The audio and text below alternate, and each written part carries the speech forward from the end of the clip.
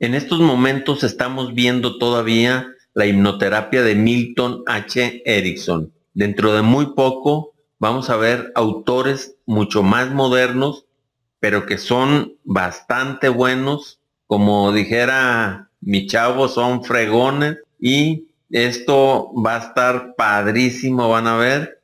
Vamos a comenzar con este módulo número 94, Milton H. Erickson, rasgos distintivos de la terapia del mismo.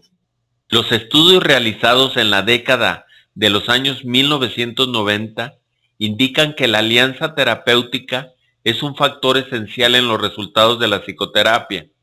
Esos autores indican que las siguientes características del proceso terapéutico favorecen la alianza terapéutica: intervenciones terapéuticas que respondan a las metas de los clientes y un tratamiento que se adecúe a la forma en que el cliente ve la relación terapéutica.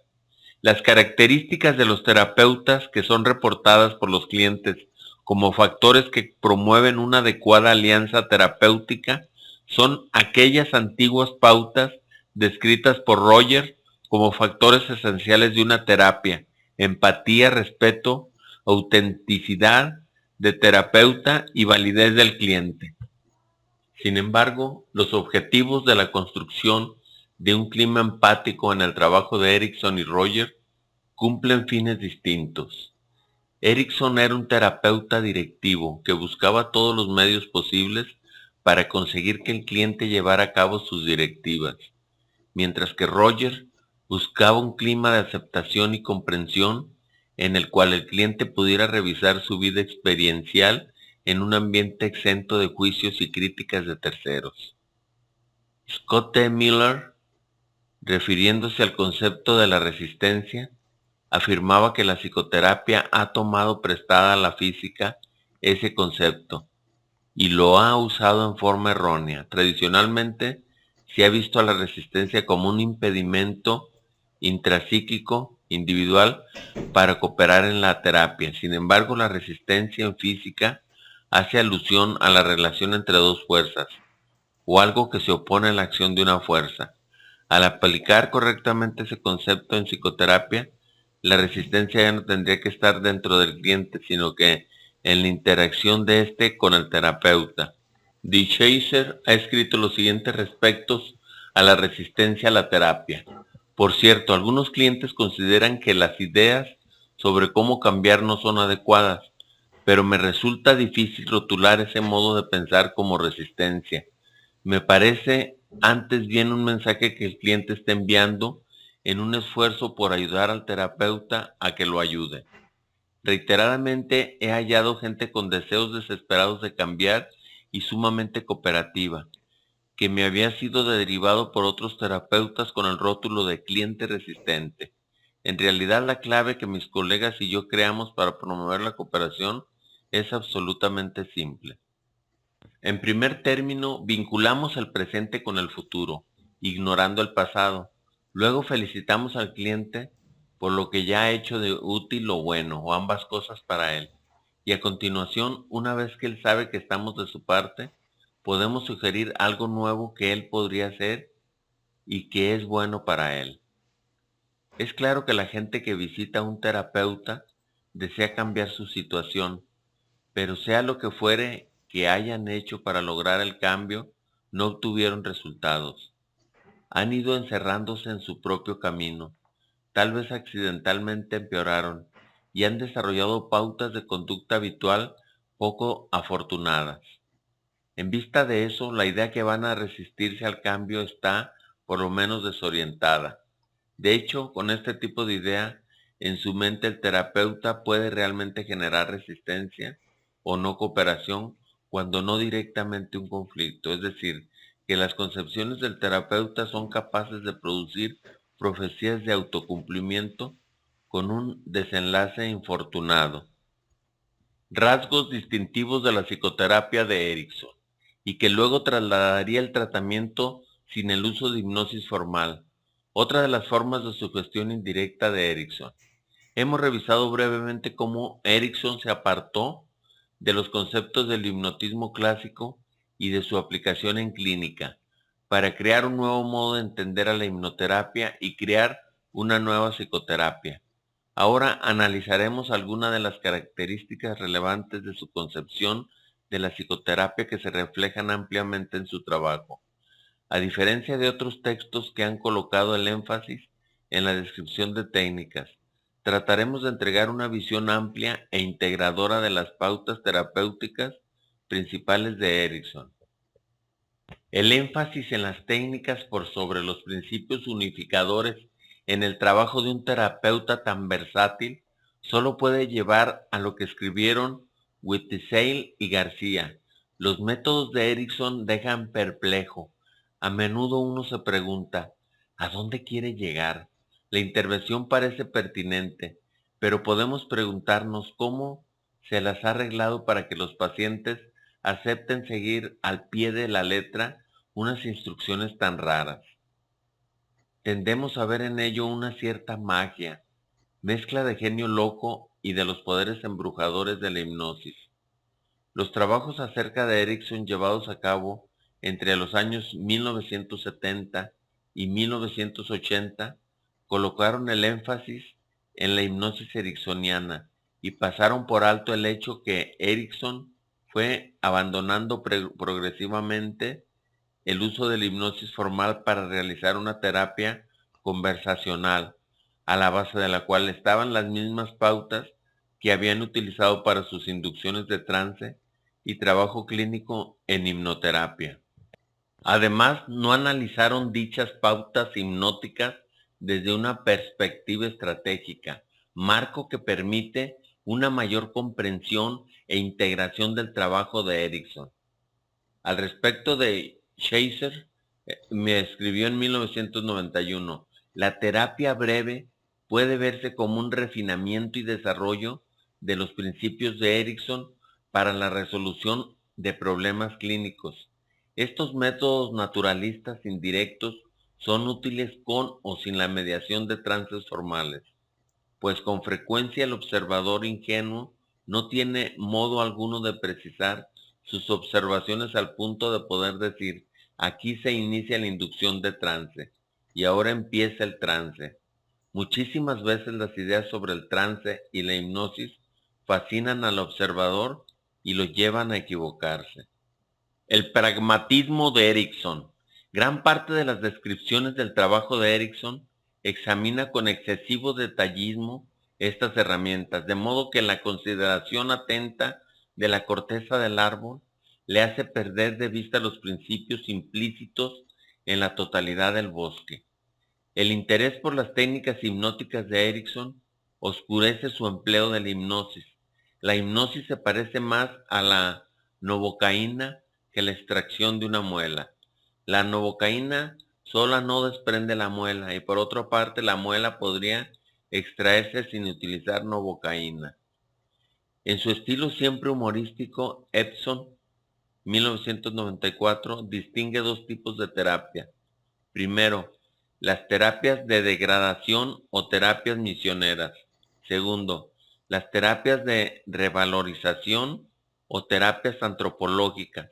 Las terapias de degradación se centran en la llamada patología. Practicarlas exige tener alguna idea sobre la perfección humana o familiar o poseer alguna verdad filosófica o racionalmente derivada que indicará cuál es la conducta correcta. El paciente debe rendir su identidad ante su mentor terapéutico de antemano al aceptar la reputación y el prestigio de éste y admitir la derrota. Las terapias de revalorización o terapias antropológicas se basan en la tolerancia y el respeto por la diversidad humana y se centran en el cambio y en los recursos con los que se cuenta. Estas terapias no parten de la base de que existe una verdad en la que el terapeuta es un experto. Antes bien, tienden sencillamente a llamar la atención del paciente sobre cómo son las cosas y alentarlo a mejorar su vida utilizando el sentido común basado en la experiencia. Resulta curioso que Halley haya descrito primero el buen sentido perfecto de Erickson como una terapia poco común. ¿Cómo es posible? Las terapias de revalorización son populistas y suponen la responsabilidad y elecciones personales. Quienes la practican están dispuestos a sufrir la indignidad de la propia imperfección, desde el punto de vista de la teoría y de la doctrina resultante. Quienes practican tales terapias parecen preferir una falta de exclusivismo y solo aceptan la teoría si consideran que éste es algo en constante evolución. Las terapias de revalorización se basan en la cooperación antes que en la entrega. La relación hipnótica puede considerarse como el prototipo de esta clase de terapia. Erickson era un hombre pragmático. Más que buscar el conocimiento profundo de sus pacientes, estaba orientado hacia el cambio. Poseía una visión pragmática de la vida y de la personalidad de las personas. Para él las personas podían cambiar mucho a lo largo de la vida y por lo tanto la personalidad no es algo inmutable. Independientemente de cómo sea la personalidad del cliente, siempre hay aspectos alternativos de la personalidad susceptibles de sacarse a la luz y usarse en beneficio del cliente. Su paciente es una persona hoy, totalmente otra persona mañana y será otra la próxima semana, el próximo mes, el próximo año. Dentro de 5, 10 y 20 años será otra persona. En verdad que todos tenemos un cierto fondo general, pero somos personas distintas en cada día de nuestras vidas.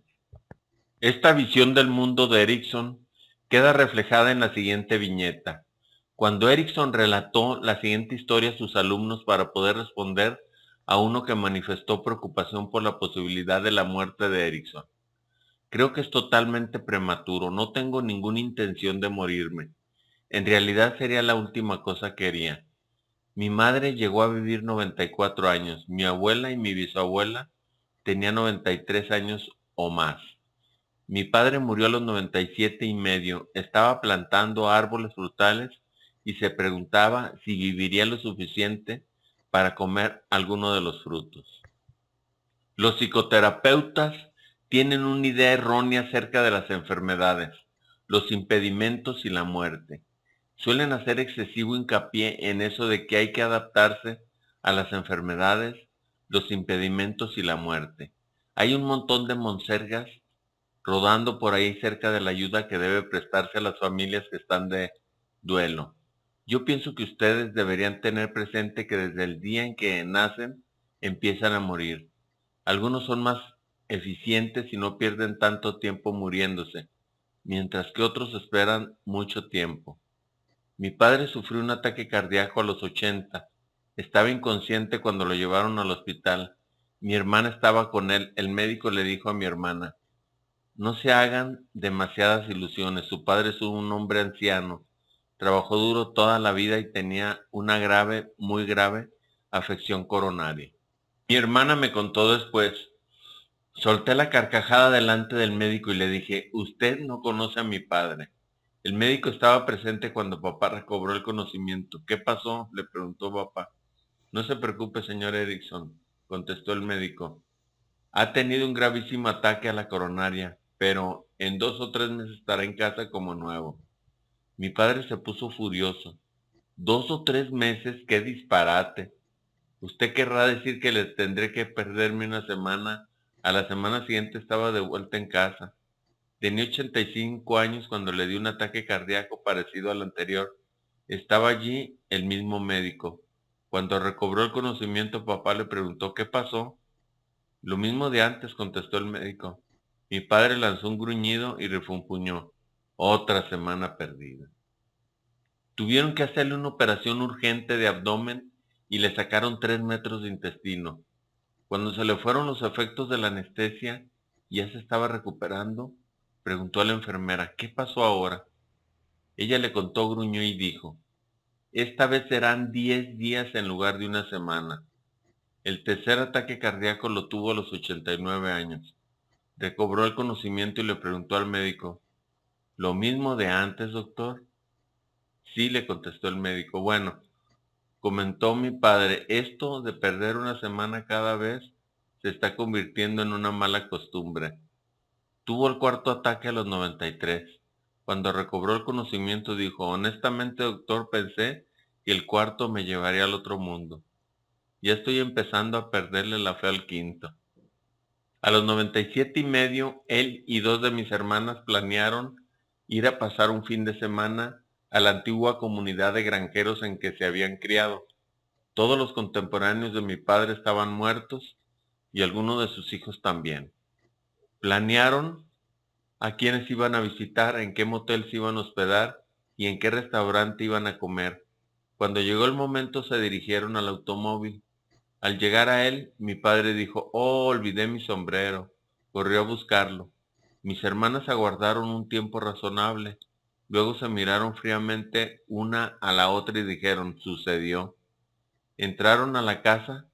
Papá estaba tirado en el piso, había muerto de una hemorragia cerebral masiva. En cierta oportunidad, mi madre, cuando tenía 93 años, se cayó y se quebró la cadera. Es ridículo que le suceda a esto una mujer de mi edad, dijo. Tengo que recuperarme, y lo hizo. Cuando al año siguiente se cayó y se quebró la otra cadera, dijo, me costó mucho curarme la primera vez que se me rompió la cadera. No creo que lo consiga esta vez, pero nadie podrá decir que no lo he intentado.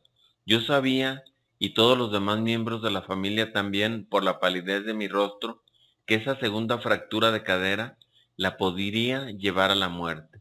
Mi madre murió de congestión pulmonar. Su frase favorita era, en toda vida debe llover de vez en cuando y algunos días deben ser tristes y oscuros. Papá y mamá gozaron plenamente de la vida siempre. Yo trato de inculcarles a los pacientes, gocen de la vida, gócenla plenamente, y cuanto más humor ponga uno en la vida, mejor se sentirá. No sé de dónde sacó ese alumno la idea de que estoy por morirme. Voy a postergarlo. Foco en los problemas. Un foco no patologizante. Erickson colocaba su atención en los problemas presentes y en los síntomas obvios, a la vez que evitaba etiquetar a los pacientes como enfermos, de acuerdo a las nociones tradicionales de la psicopatología. Su trabajo ofrece una nueva forma de mirar a los pacientes y a sus problemas, muy apartada de la noción tradicional de la patología. No consideraba a los pacientes como frágiles o vulnerables ante fuerzas misteriosas dentro o alrededor de ellos, sino que los clientes poseen la capacidad para modificar sus problemas en forma activa, aunque puedan no estar conscientes de ello. Para Erickson, la mayoría de los pacientes poseen los recursos adecuados, las fortalezas y experiencias para la resolución de sus problemas. 6. Immunion, 1999. Y es una tarea del terapeuta la identificación de esos recursos y colocarlos a disposición del cambio. Y el principio básico que posibilita la incorporación de esos recursos a la psicoterapia es la utilización terapéutica. Bueno amigos, alumnos, es todo por hoy. Espero que les haya gustado este módulo. Poco a poco van a ir aprendiendo esto excelentemente bien para que la puedan aplicar la terapia a sus pacientes. Hasta luego, mis estimados alumnos.